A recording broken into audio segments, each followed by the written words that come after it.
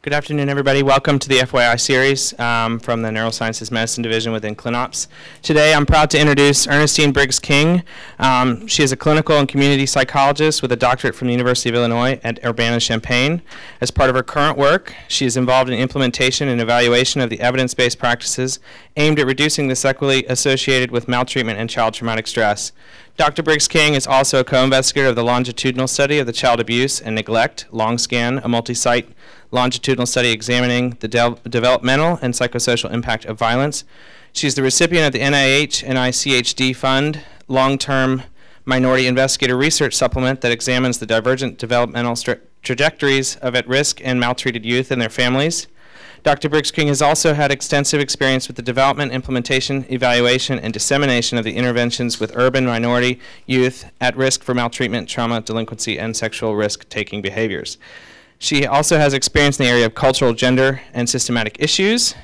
Prior to coming to Duke, she was a research fellow at the National Crime Victims Research and Treatment Center at the Medical University of South Carolina, where she studied the impact of family violence, child maltreatment, and other traumatic events on youth. Dr. Briggs King has received several academic and community-based awards for her work in the developing programs to prevent and reduce the risk of maltreatment, trauma, and HIV/AIDS among African American youth and their families. Her clinical and research interests over the past 15 years have been in the areas of maltreatment, interpersonal violence, family and community-based interventions, disruptive and externalization behaviors, and the adoption and dissemination of evidence-based interventions. Please join me in welcoming Dr. Briggs King.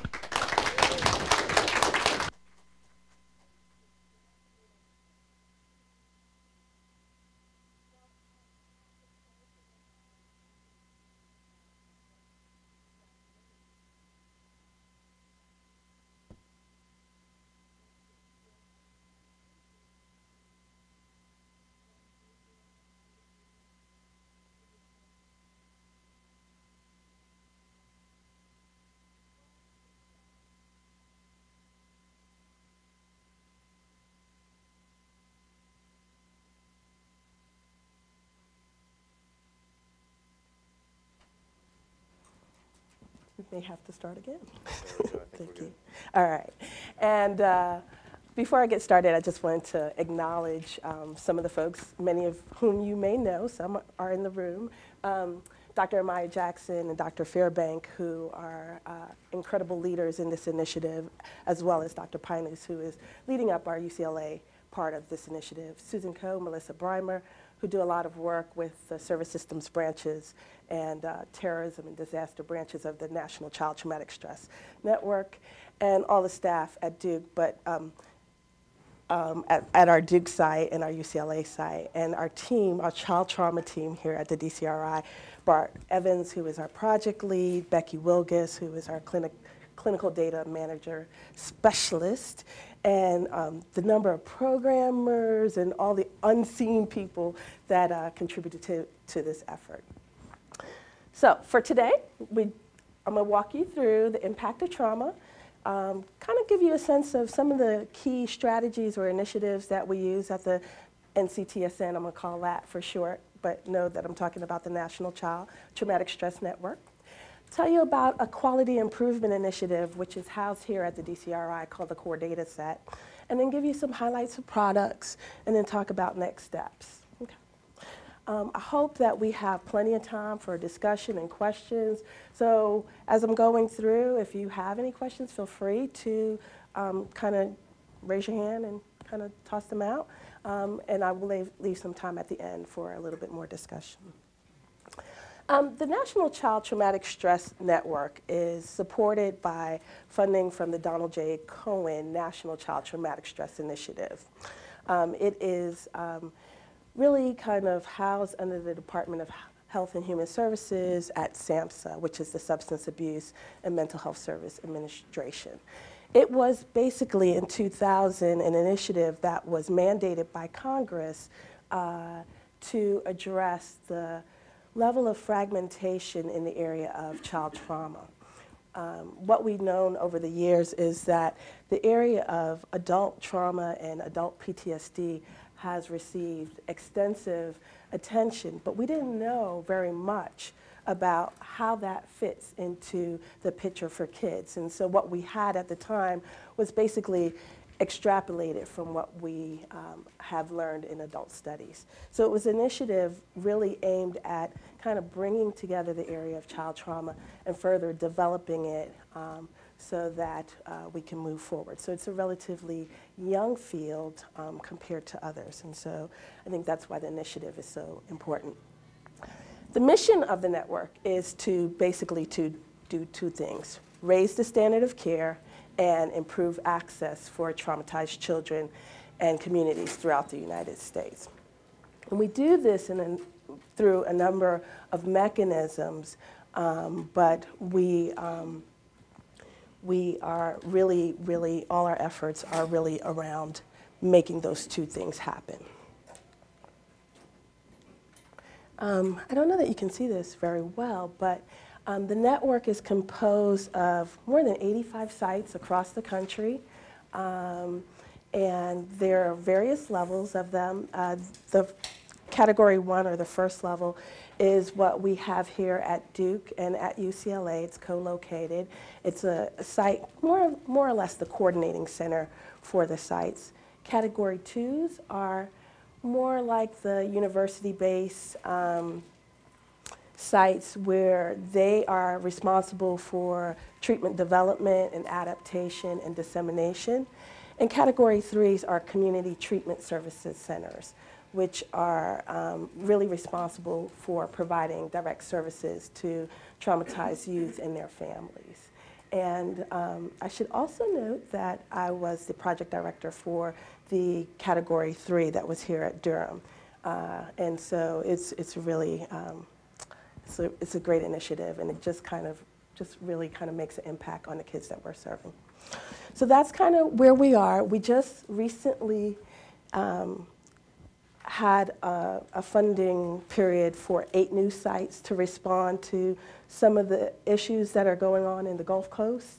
You guys will remember Katrina and Rita, and then most recently Ike and Gustav and things of that nature.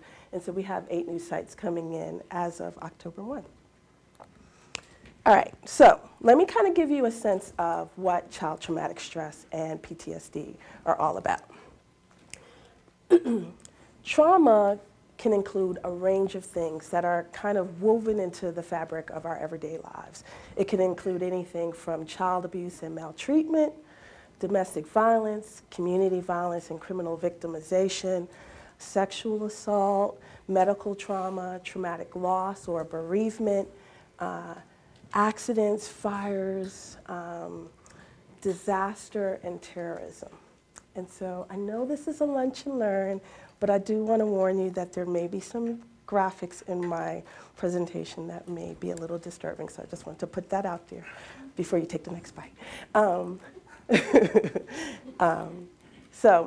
Child maltreatment covers a lot of different things, and I just want to kind of give you a sense of what that is.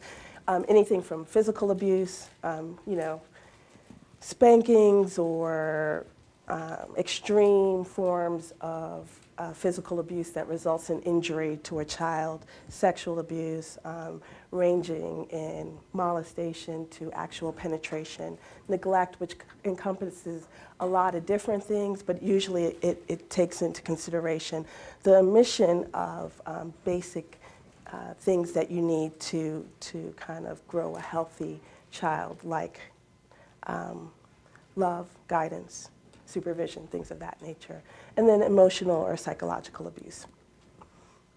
We know that about 3.6 million children are reported to the Department of Social Services or Child Protective Services each year across the country, and about just under 900,000 actually get what we call substantiated or confirmed for child abuse and neglect.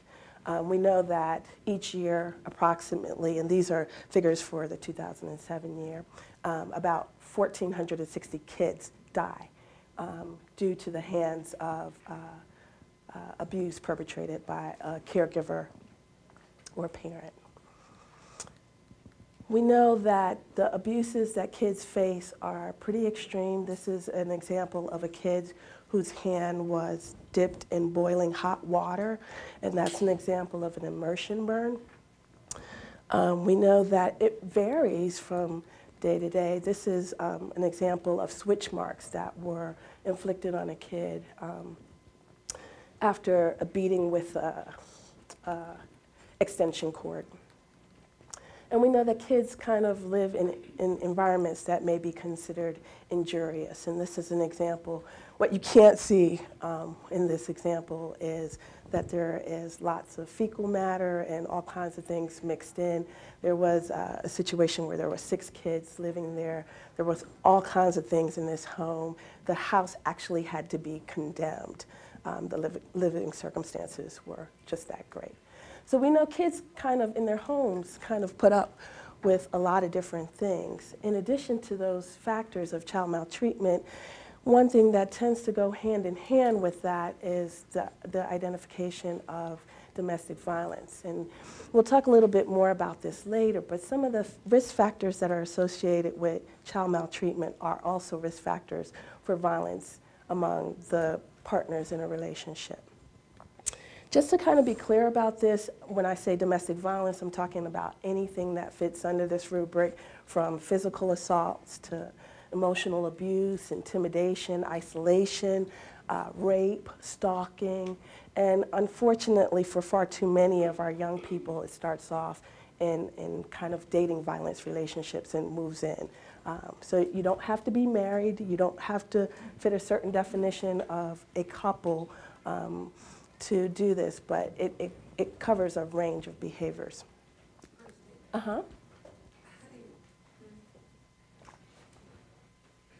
Sort of categorize this emotional, abuse, isolation, because that seems to be a pretty soft term. It's a soft term, but it covers the kind of, if you leave me, I will kill you and your children. Kind of emotional, threatening, intimidation, things that he didn't physically do anything to touch her, but that may cause some concern and may fit under the dynamic of domestic violence, which is usually about control. And so that's what I mean by that. Isolation. You can't have a phone, you can't have contact with your family members, things of that nature that really, again, fit in that notion of control. Controlling finances, another example of that. Now, do you need like physical evidence of that, or is this just word, just the word of the person? The question was, do you need physical evidence for it, or is it just the word of the person? And what tends to happen is that many of those behaviors are in concert. So you may have some situations where there's lots of emotional abuse, but then it's also followed by physical abuse. And I think that's where we know about the cycle of abuse, that these patterns emerge where it can kind of escalate over time. But if there's a situation where there is, for example, domestic violence, or women have some options, men have some options about getting some help, and there's some things out there for them. What's interesting is in many of those circumstances, there's generally kids involved. And most folks I used to do a lot of domestic violence work, and most folks would say, oh, Johnny was home, but he was sleeping. And then if I talked to Johnny, Johnny could tell me verbatim what happened exactly, point by point, blow by blow. And so, the real critical thing for our initiative is to think about not only the impact on the victim, the direct victim, but the kids that are in that home and what kind of environment that creates, which also has an impact. Especially when you consider things like about 2 to 4 million women, and we would assume that that's underreporting because there's probably way more out there that are experiencing maybe even lower violence, that experience that by an intimate partner. And we know that approximately each day, three women die just at the hands of an intimate partner. So the prevalence, the spread, the incidence of this happening is quite great. and that we know many of those women also have children. So you just further think about the implications down the road. This is a picture drawn by a child where they were in the same room, and he and his younger sibling were under the table, and dad was choking mom. And another picture that I chose to pull out because it was a little grotesque, but it was a picture of a kid that I saw where dad had some mental health issues that kind of emerged out of the blue. Dad was under a considerable amount of stress and things were falling apart for him. And one day he just picked up his gun and held it to his wife's head, and the kids were in the room. And he just held the gun to her head. He didn't say very much for hours. And he told the kids not to move, not to do anything. And so, again, kids, you know, are exposed to violence at various levels. Those may seem a little extreme, but again, those are the things people don't tend to talk about, and so I just wanted to put it out there for you guys. Another thing that kids are exposed to is community violence, and now we know, depending on their location, whether it's an urban area or not, that kids are exposed to amazing levels of community violence. I just kind of gave you some examples here. About 3.9 have seen an actual serious physical assault, someone either beaten or shot or really seriously injured, and 9 million have watched serious violence. And if you think about that in the context of other things that may be going on in those kids' lives, it's just incredible amount of violence that kids are exposed to over time. And the impact means that kids sometimes take these things in and react in very different ways. And we'll talk a little bit more about that in just a second. This is an example from actually the work at our UCLA site.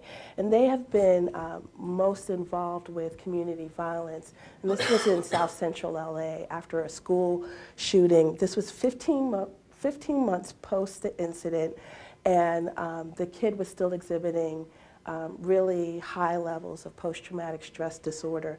And in it, he talks about this idea that many folks in the trauma world talk about, is that there's some expectations, there's some rules about violence, and the quote from the kid said, "You don't shoot at children." It's kind of like, okay, we're off limits. And so in this, I don't know that you can, let me see if I can work this out for you. Right? Can y'all see, like right there, there's a person in the window who is shooting into this group of kids, and there's one kid that's saying, "Help, help." There's another kid who had just had fire safety, so he did stop, drop, and roll, and so he's over here trying to get under, trying to get out of the way. And then there are other kids where they've gotten hit by the crossfire and there's some blood in there.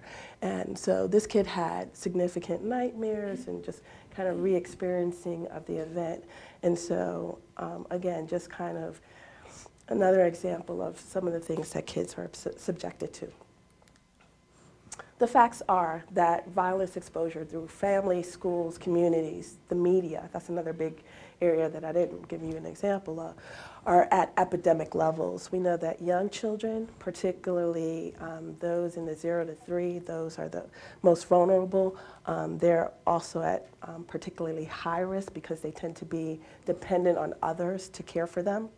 We know that both child abuse or child maltreatment goes hand in hand with domestic violence, and those things tend to co-occur, increasing the level of violence for kids. We know that, that kids who experience multiple forms or multiple types of trauma can have severe emotional developmental consequences from their exposure, and that these effects are further complicated by issues like chronic adversity, poverty, and things of that nature. Switching gears just a little bit, there are other things that happen that are kind of not planned. This is an example of Katrina, where there was a natural disaster. Unfortunately, those without means were probably the most affected by it. And this is just a picture taken from a rooftop where a family and some neighbors climbed up to the top of the building and were waiting for someone to help rescue them. These folks have been there for quite some time. And again, if you think about all the other things kids are exposed to, gosh, when this happens, in addition to that, how does that affect them? Mm-hmm.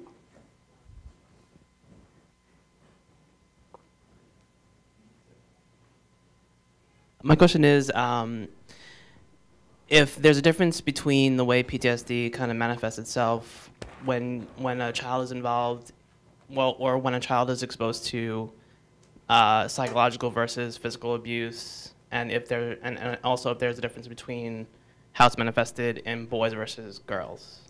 That's a great question.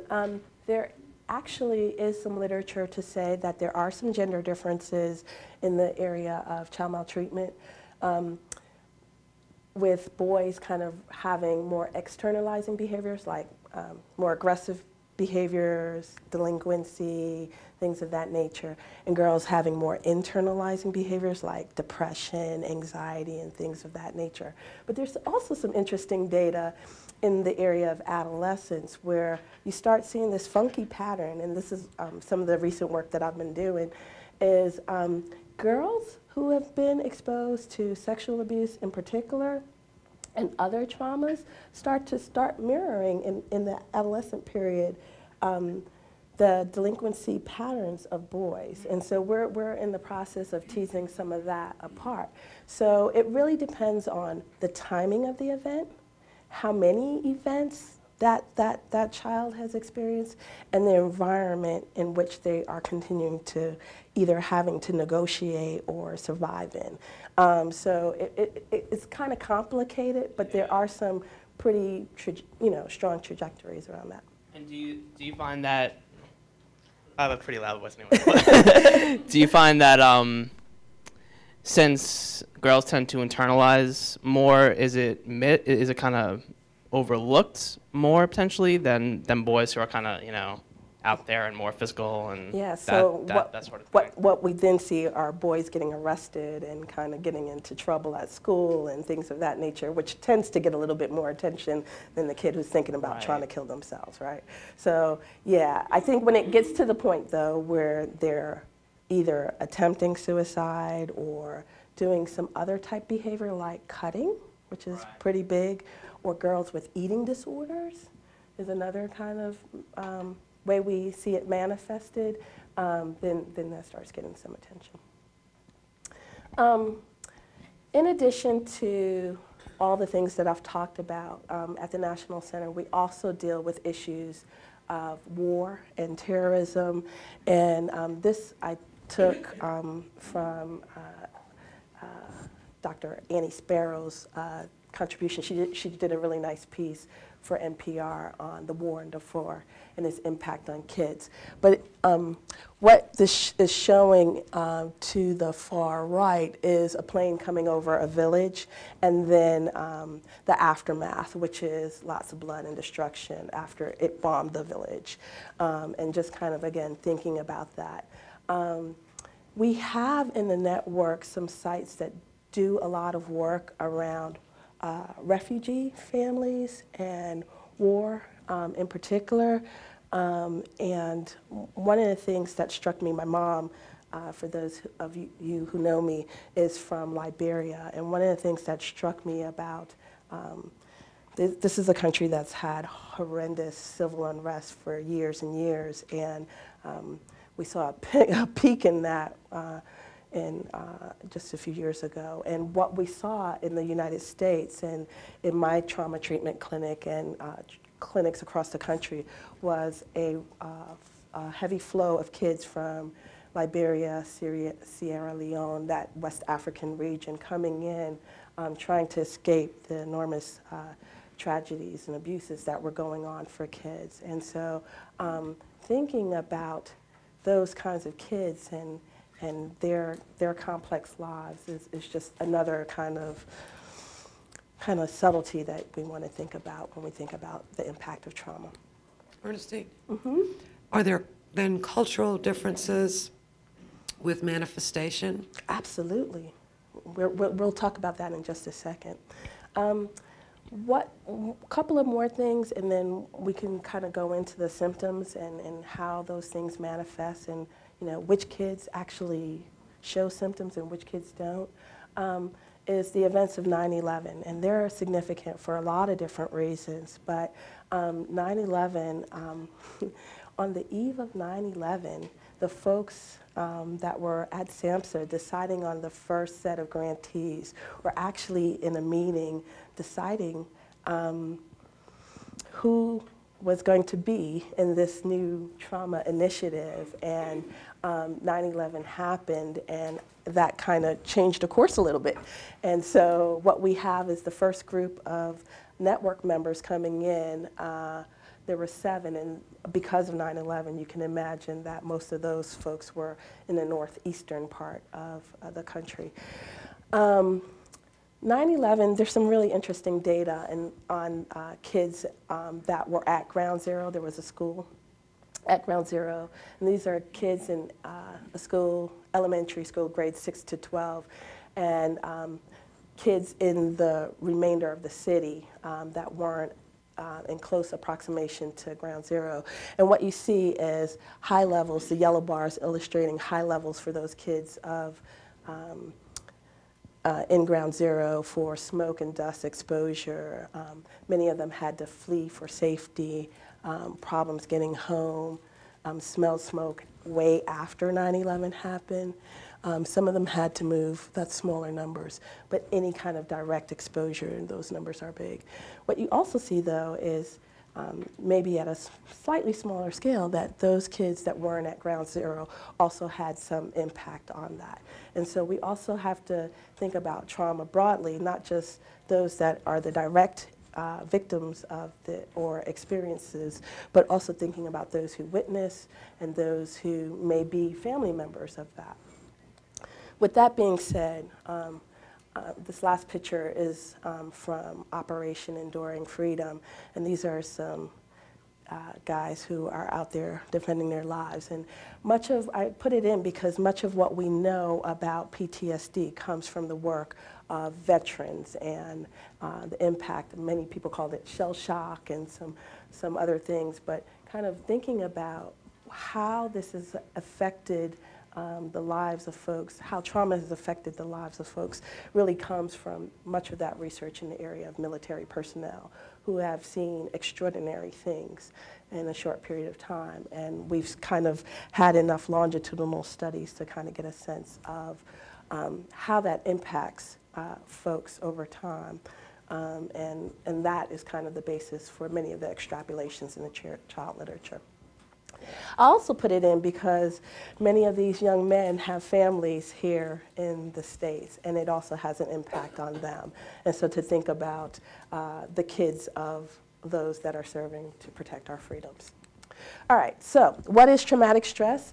There has to be some exposure to some traumatic event that either involves threat of injury, death, danger, intense terror, anxiety, kind of a sense of helplessness, and it can kind of happen in any of those ways that I've just described, whether it be child maltreatment to domestic violence to war or terrorism or natural disaster.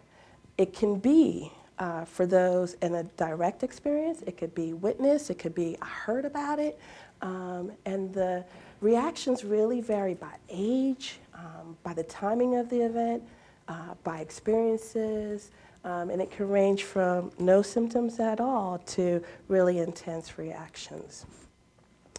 Some common things that in terms of responses to trauma, and I kind of think of trauma as this extraordinary event that precipitates some kind of response in a normal person. And it could be anything from just being shocked or just numbness to in young kids, sleep disturbances, regression of previously acquired developmental milestones, fear, anxiety, clinginess, withdrawal. It can just be a myriad of responses to that. One of the things that we know in the literature is that there are what we call acute responses, those things that happen immediately after the event, like sleep disturbances, separation anxiety, some irritability, and then those that kind of go on to extend for more than a month, and what we kind of tend to consider in the post-traumatic spectrum. Ongoing emotional upset, real sense of hypervigilance, really kind of easily startled, or other things. We also know that these disruptions also have other impacts in the kids' functioning, like problems in school, behavioral problems at home, getting into trouble in the community, and things of that nature. So this idea is that trauma, this really extraordinary event, will lead to a triad of symptoms that we call re-experiencing, avoidance or numbing, and then hyperarousal. We know that not every child that has experienced a traumatic event will have symptoms, and some of the literature suggests that somewhere in the order of about 20%, depending on the type of trauma we're talking about, will result in some type of PTSD symptom or diagnosis. We know that the development of symptoms really tends to be mediated by a lot of different things. We know that the spectrum, or if we want to think about it in terms of a continuum, may be the result of what we call resilience. That is, no symptoms, kids got the inner coping strategies to kind of really pull it together and really do something that is helping them survive and really get through the circumstances, to those kids where we see severe levels of distress. And it could be the type of trauma. So for example, molestation by a coach may not be, for example, on the same level as actual penetration in an instance, or physical abuse may not be as bad as some other type of trauma. It really depends on some characteristics of the incident, like the severity, the chronicity. But it also kind of depends on the kid's or person's worldview, like their cultural beliefs, other experiences they may have, the timing. You know, something that happens when you're really, really young can have some really bad consequences when you get really, really old. It also kind of depends on this notion of cumulative risk. So this idea that if you had one really bad thing happen to you and you had the supportive environment to kind of negotiate that, you're probably better off than someone that has just repeatedly bad thing after bad thing after bad thing happening to them. And they live in an environment where there's no kind of taking a breath or relief from those things. So we know that those are just some of the factors that really kind of lead to symptoms.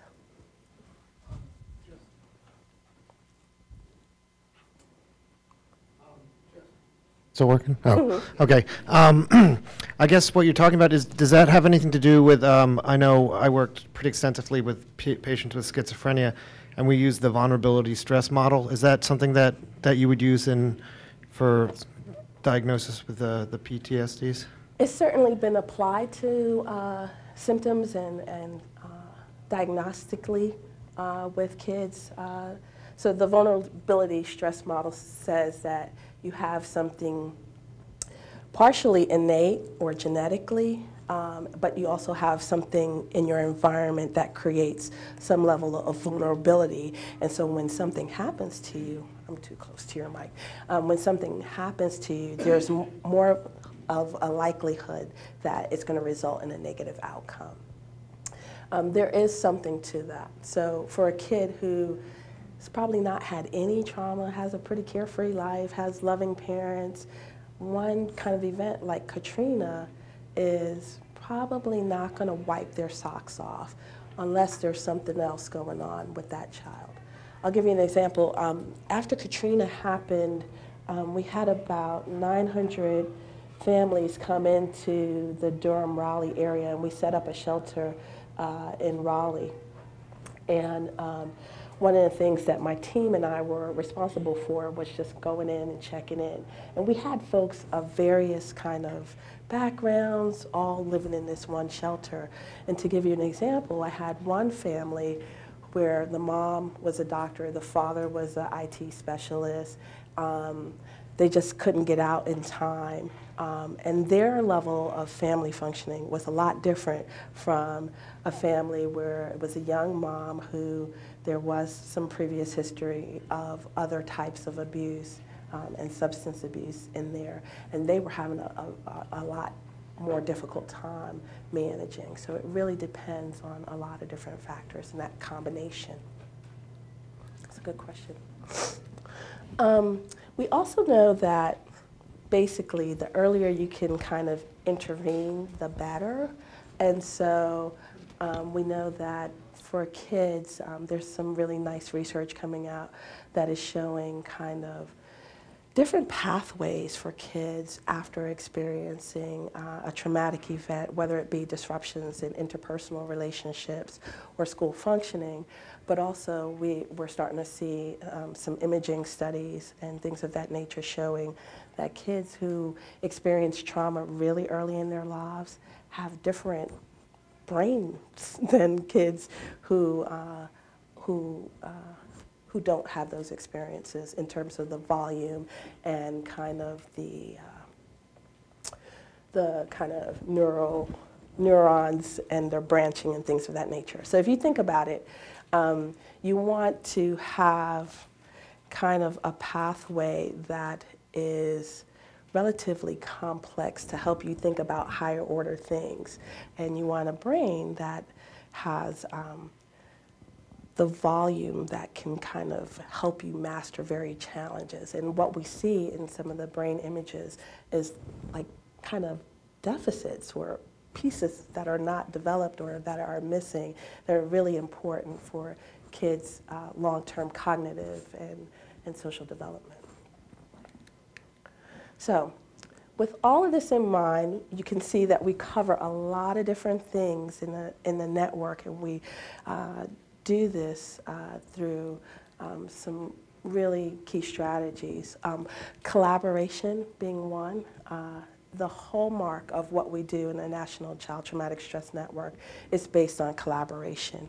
We collaborate with sites all across the country, experts all across the country, to kind of create this initiative where we are learning from each other to change the way we do things for kids and their families that have experienced trauma.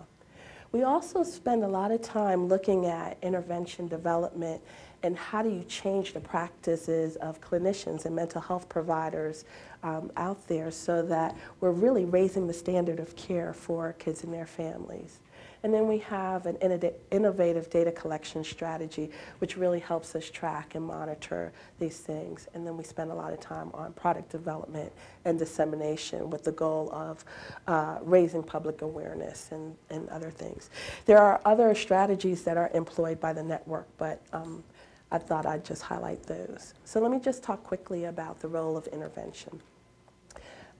So if you think about a kid going into treatment, what does that provide? It provides safety and stability for that child. They can have a situation where counselors can assist the family in getting legal help or advocacy or access to services, but it can also provide an opportunity for the child to talk about their worries and fears and provide information about how to talk to the child about violence and other experiences that they may have had. One of the things that's important to note when we're talking about intervention is that it has to cross multiple systems. And so in the network, one of the things that we're really, really involved in is thinking about the child's whole picture and not just kind of one portion of their lives. So as kids, your major job is to what? Go to school, kind of do well, listen to your family, that kind of thing. But for kids in various trajectories, they may be involved with different service systems, whether it be healthcare, whether it be mental health, whether it be criminal justice, whether it be, if you're coming from another country, immigration and other things. So thinking about how all those pieces that really reflect what people are come together and how to kind of negotiate and collaborate across those systems is really a key part to what we do. One of the things that we're really interested in doing is providing services to kids that kind of raise the bar. So one of the things I like to think about my clinic is that we bring kind of the cutting edge, top-notch services to the kids that would be least likely to get them, right? So I serve a predominantly minority population. Most of them are low income, qualifying for Medicaid and other public assistance and things of that nature. And so one of the things that we try to do is educate not just our staff, but the communities and the communities that we interface with about what's out there, what's the level of effectiveness of that intervention. And so there's some things that are out there. The guidelines for psychosocial treatment and intrafamily child physical and sexual abuse is a guideline for those who interface with kids that may have experienced child maltreatment. And it's a way to kind of say, this is a description of the intervention. This is the level of evidence out there. This is where you can get more information about it. But that way, mental health providers are informed about what's out there and what they're doing and what they can do to improve that.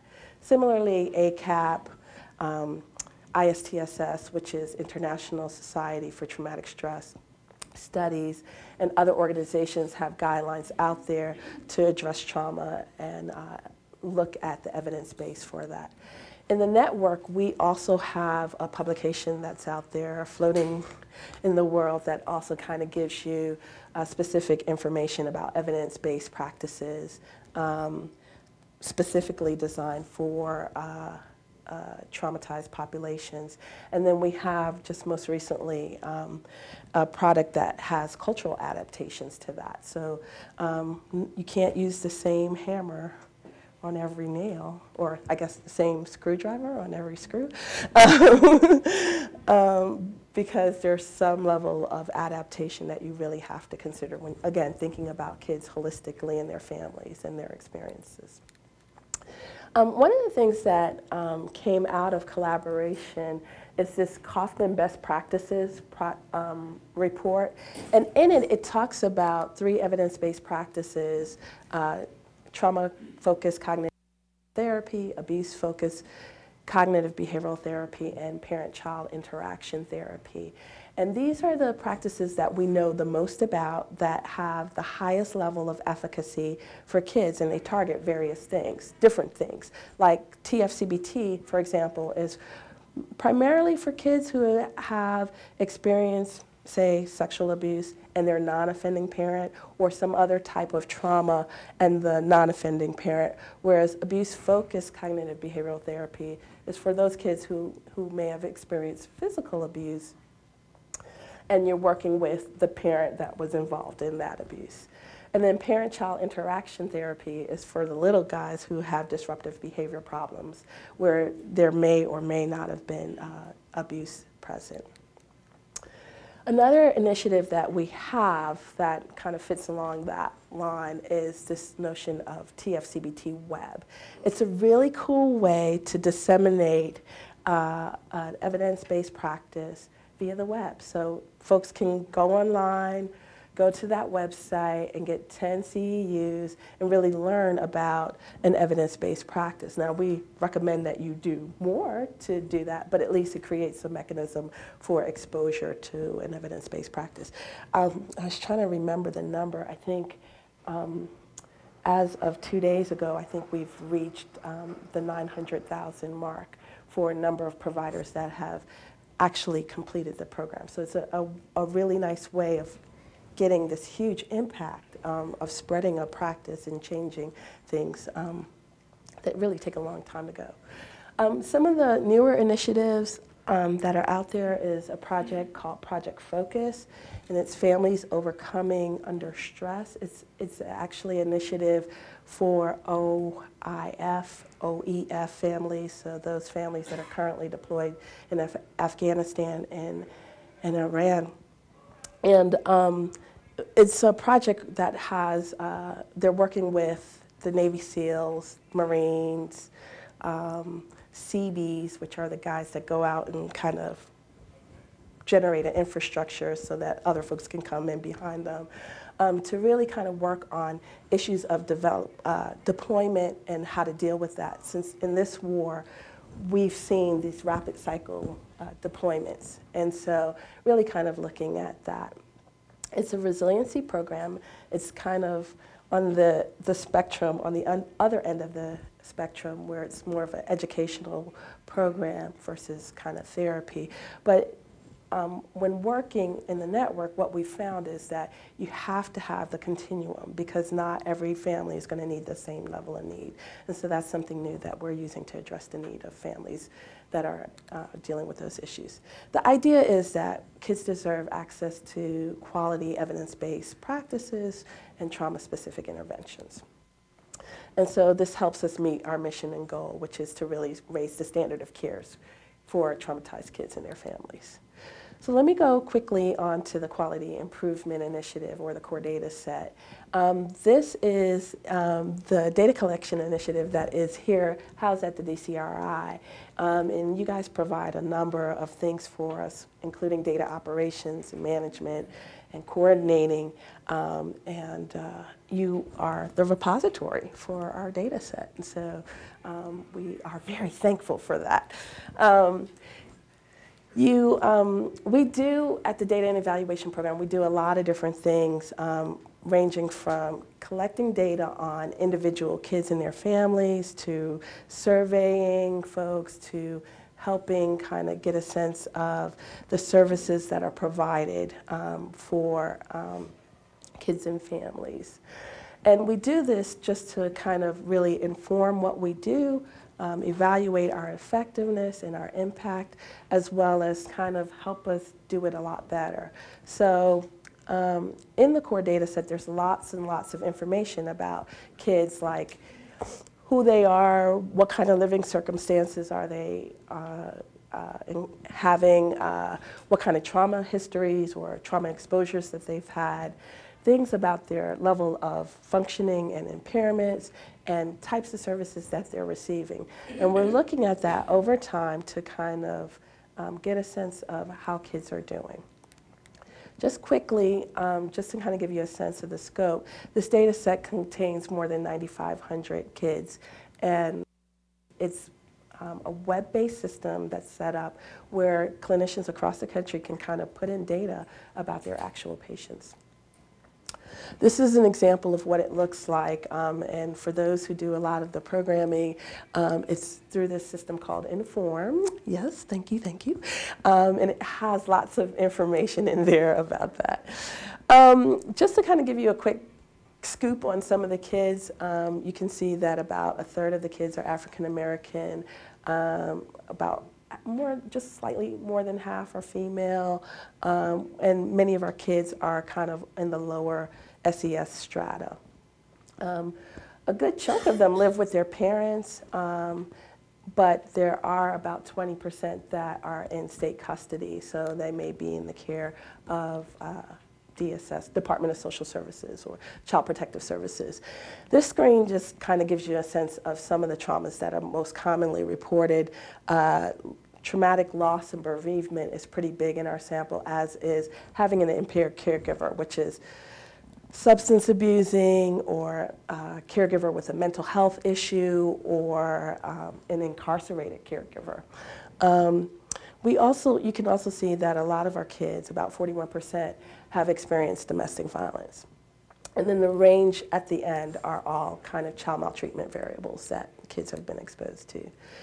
What's interesting about our sample is that most of our kids have had more than one trauma experience.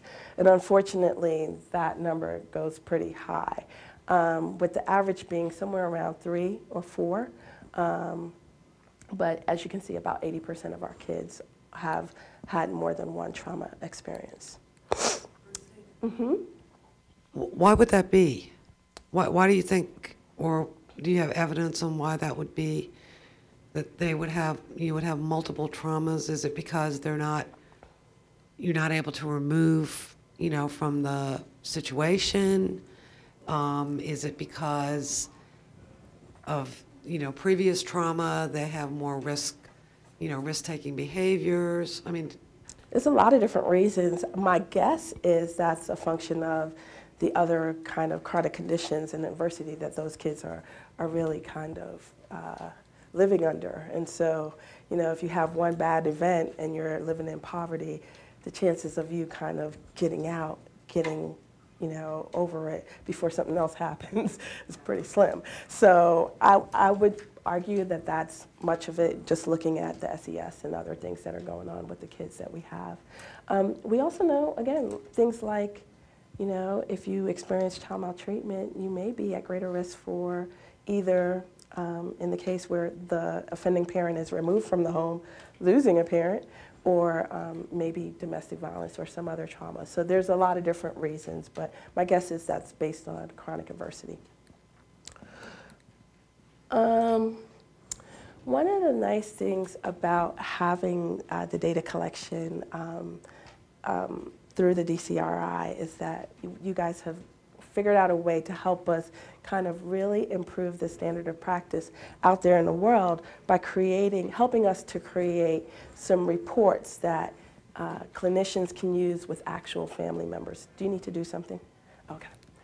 I don't know that you can see this really well, but the cool thing I like about Inform is that you can go, so say I'm a clinician at my clinic, I can go put in the data, and then it spits out this really nice report that I can then take to the family member and say, this is what's going on with your child. And it's totally consistent with what you're reporting. And this is some other stuff that you didn't mention. How does that fit in? That I can actually use to really formulate a treatment plan, to really kind of make something specific for that child and family. So it's really cool stuff that we've been able to achieve.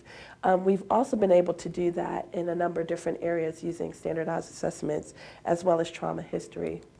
And so what we can do is create what we call a profile of a kid. And I'm just going to flip to this so that you can see it a little clearly. We can see not only what happens to a kid, but when it happened.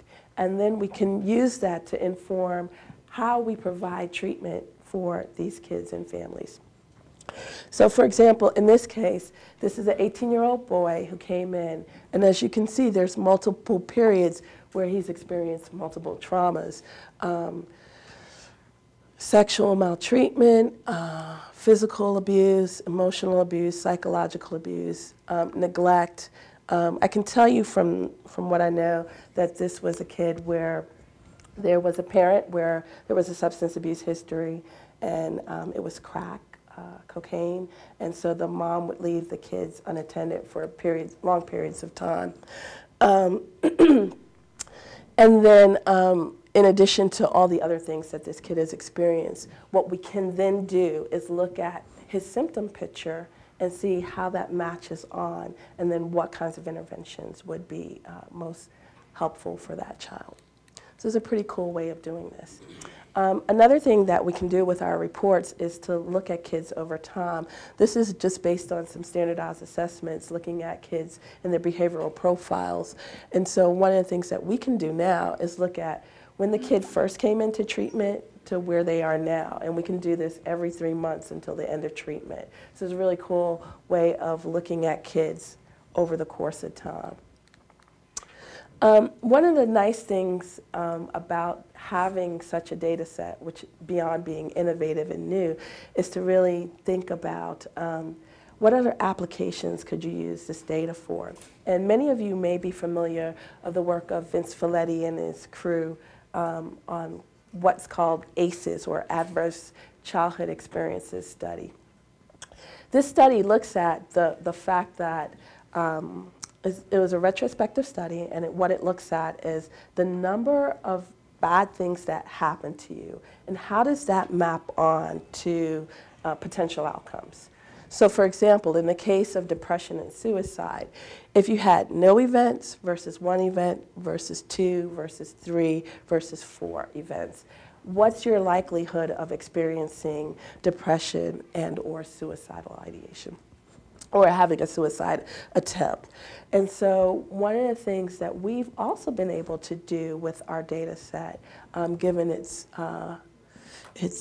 loveliness and richness, is to look at that for kids. So recall, this is retrospective, this is asking adults what things happen to them, and then mapping that on to symptoms or experiences. Well, what we can do is prospectively look at kids over time, because we are collecting this data, and seeing how this is impacting them.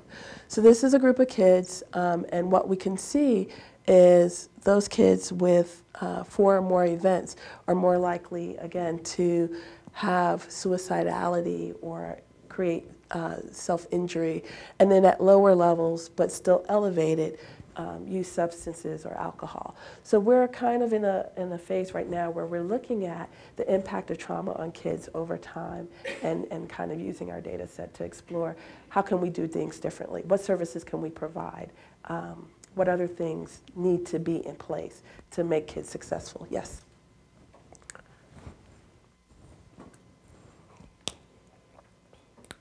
Hi, when you say number of trauma events, do you mean number of, like, they were sexually abused and then they got beat up, or are you talking about, like, because unfortunately some children get beat every day, so is that considered several events? No. So, but that would kind of play into that whole notion of chronicity, but it's kind of like, of the events that they report, how many different types. Now, one could go back, we could, because we know chronicity, right? So we know kind of start time, and we know if it ended, when it ended, so we could go back and map those things on as well. But this was just a rough cut, the different types of traumas that they've experienced: child maltreatment, domestic violence, that kind of stuff, and looking at how they're faring. Good point, though. The NCTSN has a lot of products, and I'm just going to highlight a few of them. I actually bought some stuff, and it is Domestic Violence Awareness Month, so I bought 2 products in particular that you can actually take, but I only have 10 copies, so if you need more, just let me know.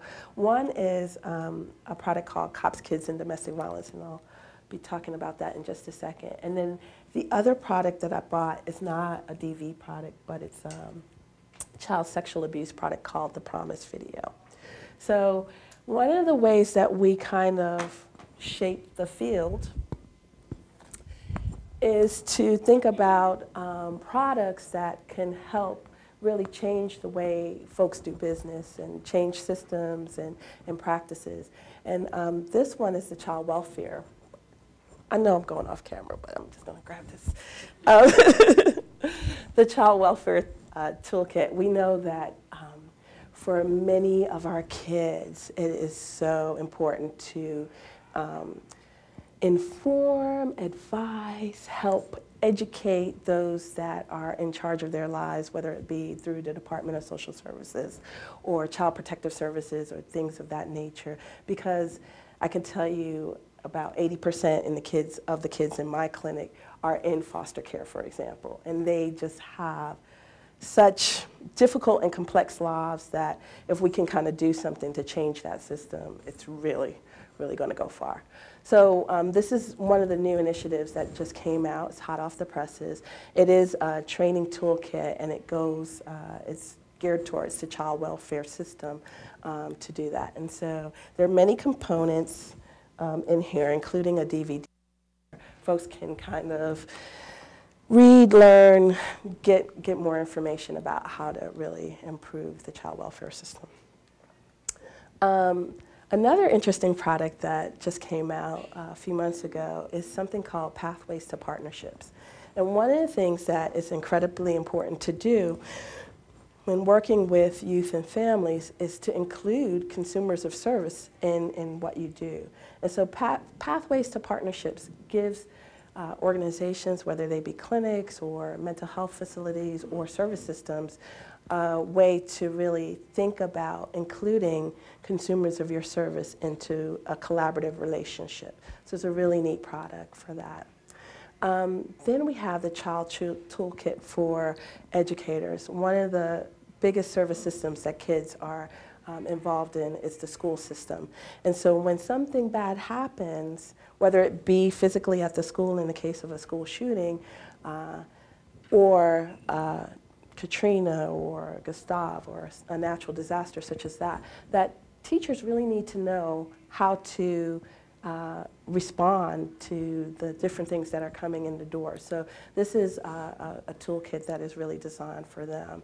And there's lots of different pieces depending on the level, elementary school, high school, that kind of thing, and the role of the school system provider. This is just a quick thing on the cops, kids, and domestic violence. And it was really designed for law enforcement to really help them understand how to be sensitive to the needs of kids. It's a really nice protocol and video. It's short enough, but it hits all the points. And it was really designed in collaboration with some of our sites that work closely with law enforcement around issues of domestic violence and child abuse to really help them train those officers that are going out and responding to families so that they don't make the situation worse. Because it is Domestic Violence Awareness Month, we just yesterday did a webinar on domestic violence, and you can kind of access a lot of these products and services through our website. But one thing that we've done specifically for this month is a Q&A with one of the leaders in the field on domestic violence by Betsy Groves, who is up in the Boston area, who does a lot of work there. We have something for pediatricians. This is the Pediatric Medical Traumatic Stress Toolkit. One thing I didn't talk much about, but that is a type of trauma to be aware of, is that sometimes medical procedures can be pretty traumatic for kids. And so this gives pediatricians and those health providers some kind of ways of helping to deal with those issues so that patients are not traumatized by the medical procedures or things that they need to endure. So it's a really nice toolkit. This is one of the older products that we've had, but it's been really nicely disseminated, and a lot of primary care and hospitals really have started to implement these practices. Children of War for Educators is a nice series. It's a video that we have. Vanna?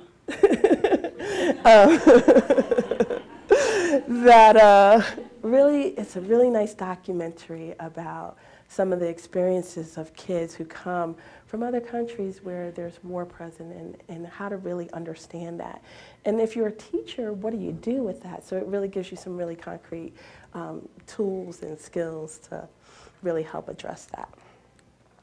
Oops, I got a little happy. For traumatic grief, we have something called the Courage to Remember. And it was designed shortly after 9/11. And it is probably one of the most powerful pieces that I've seen, because on it, it has interviews with some folks who lost loved ones in some of the plane crashes and bombings and things of that nature. And it's a really nice set. It has a workbook, has a manual, has a video, and it has a little something for everyone. It's a really nice product to know about. And then psychological first aid. Bart shared with me that you guys will, in the next part of this series, be talking about psychological first aid. And psychological first aid is really an evidence-informed, modular approach to assisting folks that have experienced terrorism or disaster in the immediate aftermath. It's kind of, you want to help, but you're really not sure what to do. It really gives you some really concrete things so that you're not doing the wrong thing, because we know that the wrong intervention immediately after disaster can have negative consequences as well. And so we really tried to bring the best of what we know from science and practice and meld that to do that. This is the second part to the psychological first aid, and it's called Responding to Crisis in the Aftermath of Disaster. So we're how many months out from, or years out from Katrina and Rita, and there's still families that are really kind of contending with those issues that happened a couple of years ago. And so what do you do? How do you help those families? And that's kind of a series that has been out there.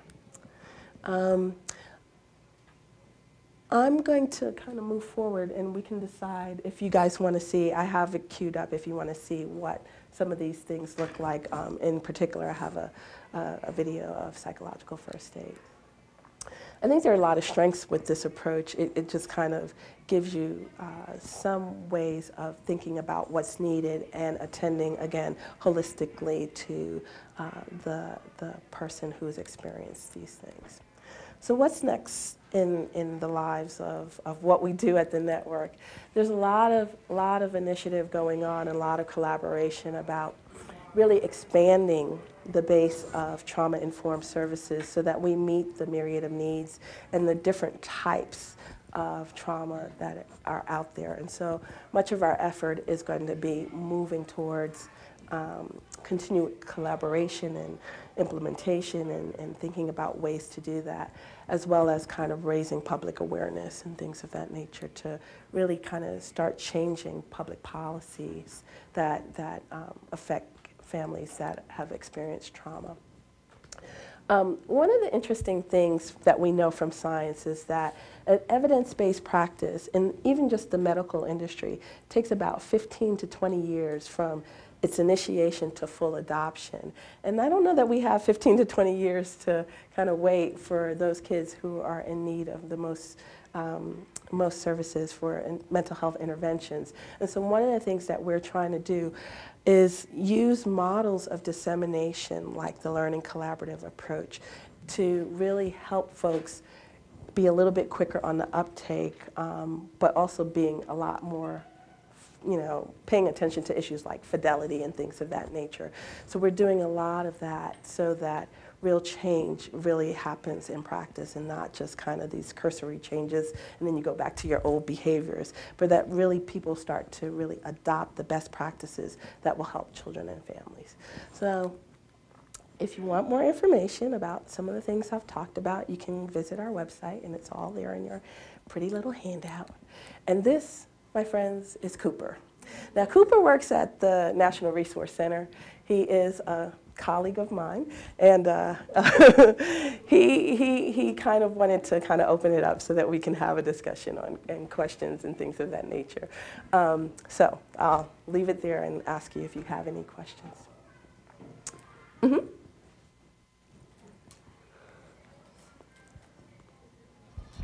Hello. There was an article written a number of years ago by a couple of Harvard psychologists called Assailed by Disaster, and it argued the fact that it went into some children who had been in war zones and had been, I guess, assailed by very traumatic events, but they ended up, they focused on how they ended up being stronger people in the long run for having dealt with these traumatic events. Has there been any research done on why some people would take a traumatic event and turn it to a positive thing in their life, and how maybe that could be used to help people who don't necessarily or who react negatively to traumatic events? Mm-hmm. Not to say that everybody should be assailed by disaster and get better for it, but I think it speaks to a couple of things. One is kind of this notion of what we are as humans, and that just because something bad happens to you doesn't mean that it's totally over for you, that there is something within you that can help you overcome many times the disaster. So that's one point. And then the second point is that there's a lot of research in the area of intervention about how best to kind of deal with the actual event that has happened to you. So one of the ways in which they do that is a process called gradual exposure. You slowly, in bits and pieces, talk about, in as much detail as you can, about what happened to you.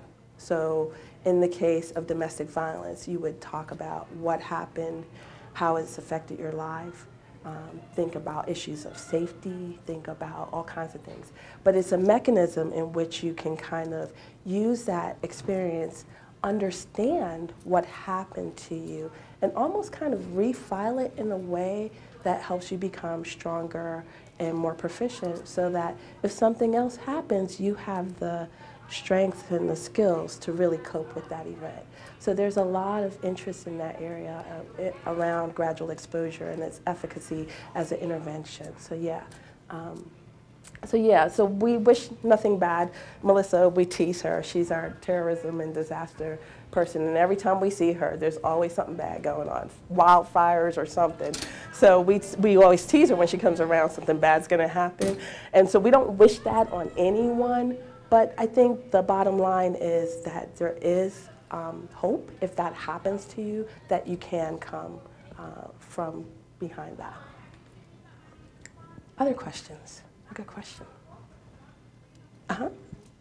I'm curious if how much work you've done with immigrants, with migrants. I recently read a book, Enrique's Journey, and it was talking a lot about children who come looking for their mothers, primarily, who've left them in Central America, primarily as well. And the mothers have come, and they've not been able to get back like they thought. And so these kids, and it seems like a large percentage of children are traveling through Central America and through Mexico to get to their parents. And a lot of them, they're going to get stuck in camp, or they do find them. And I'm just curious if you're seeing any of that. Yeah, we have a few sites across the country that specialize in immigrant populations. The one that came to mind as you were describing Enrique's story is a site that we have in Laredo, Texas, and it's right on the border. It's actually, it was actually a site that did a lot of substance abuse work and trauma related to substance abuse, because they are literally on the border, and there was a lot of trauma involved in that. And they got involved with the network because of the number of kids that get involved in that, whether it's their parents coming over and then them having the kids here, or trying to bring your with you, and the horrendous tragedies that you may experience related to that, whether it be sexual abuse or all kinds of things people talk about, and they just have some really rich stories about their experiences. There's another site in, get this, New Jersey, who serves, I think, somewhat, more than 200 different types of immigrant populations with like, I don't know, 500 types of different languages, something ridiculous like that. But they are in an area where there's just so much of immigration populations, and they have so many issues that they deal with. So yes, we do see a lot of that, and in fact, we are currently exploring ways. We have some information in our core data set about refugees, but we're expanding we're thinking about ways to expand that, because it is the reality of what our demographic picture is trending to, with more and more folks coming from different places, and really having to understand what those experiences, how they impact their behaviors and symptom pictures. So yeah, good question. I have a related question. I know that kind of in some of the Duke Medicine news lately, they've talked about international interests and ventures from the university and the hospital. What, maybe not for the network, because that's a domestically funded initiative, but what do you know about in our system where we're reaching out? Absolutely, we have a lot of great stuff here at Duke. My clinic is involved with global health, and we're doing a lot of work in the area of Africa.